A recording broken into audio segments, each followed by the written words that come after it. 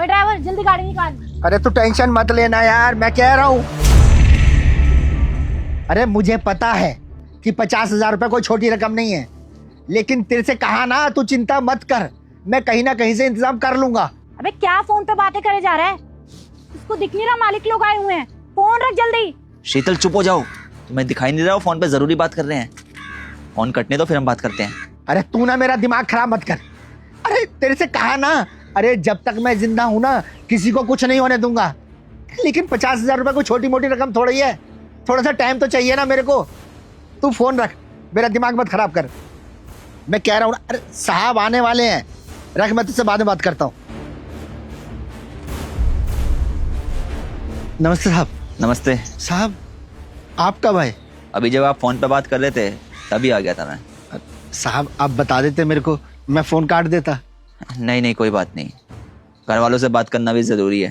लेकिन मुझे एक बात बताएं कि 50,000 रुपये क्यों चाहिए आपको? साहब अब मैं आपको क्या बताऊं, मेरी बहू जो है ना वो प्रेग्नेंट थी। अचानक उसका पैर फिसला और वो गिर गई।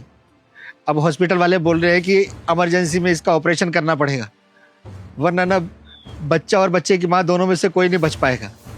और 50,000 रुपये का खर्चा बता दिया उन्होंने। अब साहब आप ही बताइए, मेरे जैसा गरीब आदमी 50,000 रुपये कहाँ से लाएगा ये इतनी जल्दी? तो तू क्या चाहता है? तेरे घर वालों के इलाज का खर्चा भी हम उठाए क्या? हाँ, उनको पालने का ठेका भी हमने ले रखा है, तेरी कोई जिम्मेदारी नहीं है? क्या सोच रखा है तूने कि हमसे ऐसे बोल के पैसे हट लेगा तू? अरे नहीं नहीं मैडम, मैं पैसे नहीं मांग रहा हूँ। अरे साहब के तो वैसे ही मेरे ऊपर इतने एहसान है। अरे इन्होंने हमेशा मेरी मदद करी है, मैं इनका कर्ज तो कभी चुका ही नहीं सकता। तो फिर तू हमारे सामने फोन पे बातें क्यों कर रहा था? मैं अच्छे से जानती हूँ तू इसलिए कर रहा था ताकि हम लोग तेरी बातें सुन ले और तुझ पे दया आ जाए और फिर सर तुझे पैसे दे दे, है ना? अरे नहीं नहीं मैडम, इसमें मेरी कोई गलती नहीं है। अभी अभी हॉस्पिटल से फोन आया उनका कि ऑपरेशन करना है, तो उसी की बात कर रहा था। और मुझे नहीं पता था कि आप लोग यहाँ पीछे खड़े हैं। अगर मुझे पता होता तो शायद मैं आपके सामने बात भी नहीं करता। अरे बस बस, मैं ना तुम जैसे गरीब लोगों को बहुत अच्छे से जानती हूँ। तुम लोग ना बस ये चालाकियां करते रहते हो जानबूझ के, ताकि हम लोग तुम पे दया करें और तुम्हें पैसे दे दे। और अगर तुझे पैसे मांगने ही थे तो तू ऐसे ही मांग लेता ना, तुझे नाटक करने की क्या जरूरत थी? मुझे पता है तेरे घर में किसी की तबीयत खराब नहीं हुई है, ये सब तू ड्रामा कर रहा है। बताओ यार कैसे कैसे लोग हैं, पैसे हटने के चक्कर में अपने घर वालों को भी मार देते हैं। शर्म कर थोड़ी। देखिए मैडम जी, ना तो मैंने आपसे पैसे मांगे हैं, ना मैं मांगूंगा।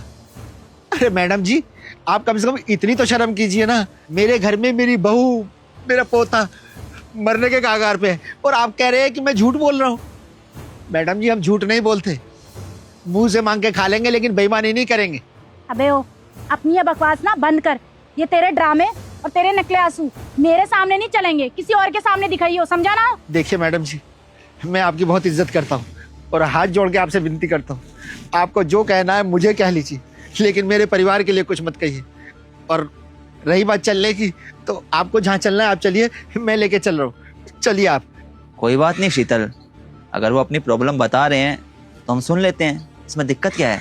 सर आप भी कितने भोले हो, ये आपके भोलेपन का ना फायदा उठा रहा है। अरे ऐसे गरीब लोगों को मैं अच्छे से जानती हूँ, उसको पता है ये थोड़ी ऐसी चिकनी चुपड़ी बातें करेगा, ऐसे ड्रामे करेगा, आप इसकी बातों में आ जाओगे और पैसे दे दोगे। अबे ओ, तुझे क्या लगता है सर पैसे देंगे और मैं तुझे देने दूंगी? चुपचाप चले जाए यहाँ से, वरना अभी तो सिर्फ जुबान चला रही हूँ, हाथ भी उठ जाएगा मेरा। अब मैं सच बोल रहा हूँ या झूठ बोल रहा हूँ, इसमें आप कर भी क्या लेंगे? मेरी परेशानी है साहब, मैं देख लूँगा जैसे करना है। और मैडम जैसे बोल रही है, आप मीटिंग में चलिए, अभी पहले मैं अपनी नौकरी कर लेता हूँ, बहू और बच्चे को बाद में देख लूँगा मैं। चलिए साहब। अरे सर हम चलते हैं ना, हमारी इंपॉर्टेंट मीटिंग है, आप क्यों इन सब लफड़ों में पड़ रहे हो? चलो ना आप। ये लीजिए हांडा जी पैसे। नहीं नहीं साहब, मुझे पैसे नहीं चाहिए। रख लीजिए हांडा जी, काम आएंगे पैसे। अरे साहब मैं आपसे पैसे कैसे ले सकता हूँ? आपसे पहले ही इतने सारे पैसे ले चुका हूँ, आपने हमेशा मेरी मदद करी है। आप पैसे रहने दीजिए, मैं कहीं ना कहीं से इंतजाम कर लूंगा साहब। कैसी बात कर रहे हैं आप? आपकी बहू वहाँ अस्पताल में एडमिट है और माँ बनने वाली है वो। अगर कल को उसको कुछ हो जाएगा तो आप अपने आप को कभी माफ नहीं कर पाएंगे। और वैसे भी पैसे का क्या है, पैसा तो इंसान दोबारा कमा सकता है अपनी जिंदगी में, लेकिन जब एक बार इंसान चला जाता है ना इंसान की जिंदगी से, तो फिर वो वापस लौट के नहीं आता है। इसलिए आपका धर्म अभी यही बनता है कि आप इन पैसों को लीजिए और अपनी बहू का इलाज करवाइए, उसे बचाना जरूरी है अभी। धन्यवाद साहब।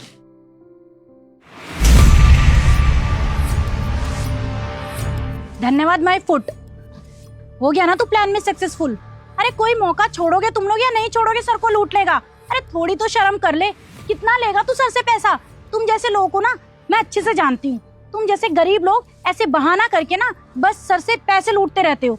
अरे हमें देखो, हम लोग सर की सिचुएशन समझते हैं, इसलिए सर अगर हमें बोलते हैं ना कि आज इतना नहीं इतना हो सकता है तो हम सर की बात को टालते नहीं है। और तू हमेशा कोई ना कोई ड्रामा करके पैसे मांगने आ जाता है। नहीं मैडम, मैं झूठ नहीं बोल रहा हूँ, सच में मुझे पैसों की जरूरत थी। और वैसे भी मैंने साहब से पैसे मांगे थोड़ी थे, साहब ने तो मेरे को अपने आप दिए हैं। अबे ओ, पर तूने सर के सामने रोना धोना तो किया ना, ड्रामा तो किया ना।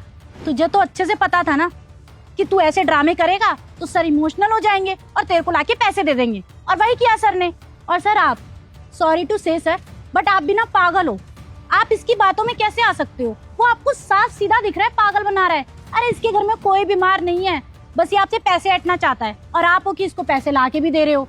मैडम पैसे नहीं देने मत दीजिए, लेकिन मैं झूठ नहीं बोल रहा हूँ। और आपको ना मेरी इस तरीके से बेइज्जती करने का बिल्कुल भी हक नहीं है। चुप कर, चुपचाप खड़े रहे यहाँ पे। कोई पैसा नहीं मिलने वाला है तुझे, समझ में आया तुझे? बिल्कुल सही कह रहे हैं शीतल, वो तुम्हारा कोई हक नहीं बनता है कि तुम उनके साथ इस तरह से बदतमीजी से पेश आओ। पैसे मैंने उन्हें दिए हैं, तुम्हारा क्या अधिकार बनता है उनसे पैसे छीनने का?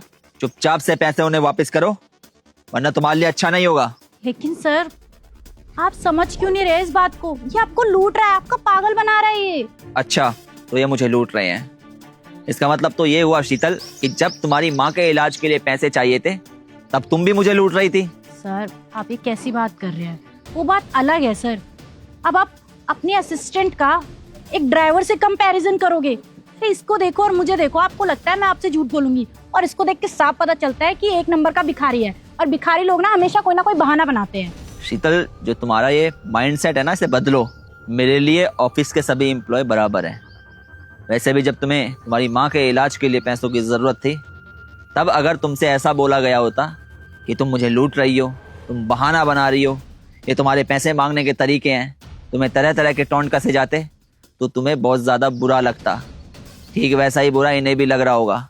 बात यह है ना शीतल कि जब हम पे मुसीबत आती है तो हमें लगता है कि हमारी मुसीबत बहुत बड़ी है, लेकिन जब सामने वाले के ऊपर मुसीबत आती है तो हम लोग सोच लेते हैं इसकी मुसीबत तो झूठी है, ये झूठा है, बहाने बना रहा है।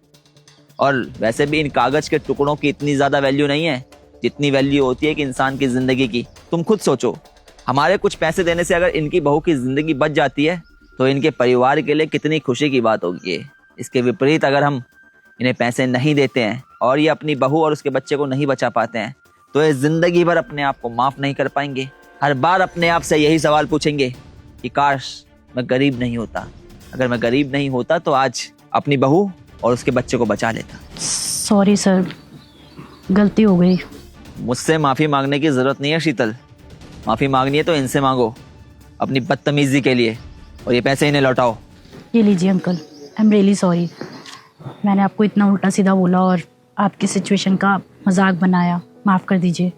कोई बात नहीं मैडम, बहुत बहुत धन्यवाद मैडम, बहुत बहुत धन्यवाद साहब। हांडा जी, आप ये पैसे लेके कुछ दिनों के लिए अपने गांव चले जाइए, अच्छे से अपनी बहू का इलाज करवाइए वहाँ पे। जब वो ठीक हो जाएगी तब वापस से ज्वाइन कर लेना आप।